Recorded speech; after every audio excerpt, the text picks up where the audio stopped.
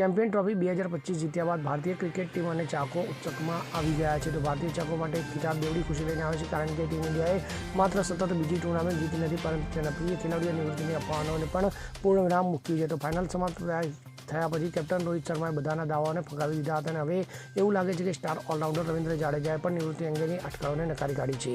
ફાઇનલમાં team India માટે વિજયી ચોગ્ગો ફટકારનાર જાડેજાએ એક દિવસ પછી સોમવાર 10 માર્ચે પોતાના સોશિયલ મીડિયા એકાઉન્ટ પર પોસ્ટ કરી છે, જેમાં તેણે લખ્યું છે કે બિનજરૂરી અફવા ન ફેલાવો, આભાર. ત્યારબાદ ચાહકો જાડેજાની નિવૃત્તિના સમાચારને નકારી કાઢ્યા છે અને દરેક વ્યક્તિ આનાથી ખુશ છે. તો મહત્વનું છે કે માત્ર જાડેજા જ નહીં, પરંતુ ટીમ ઇન્ડિયાને ટાઇટલ સુધી પહોંચાડનાર કેપ્ટન રોહિત શર્મા પણ ફાઇનલ સુધી દાવો કરવામાં આવી હતો કે તે આ ટાઇટલ મેચ પછી આ ફોર્મેટમાંથી નિવૃત્તિ લેશે, પરંતુ રોહિતે તો જાડેજા કરતાં પણ સ્પષ્ટ શબ્દોમાં આ અફવાનો અંત લાવ્યો હતો. તો રોહિતે પ્રેસ કોન્ફરન્સમાં સ્પષ્ટ કર્યું કે હજુ આ ફોર્મેટમાંથી હાલમાં નિવૃત્તિ નથી લઈ રહ્યો. Bureau report CN24 news. હવે જુઓ દેશ દુનિયાની તમામ ખબરો તમારી આંગળીના ટેરવે.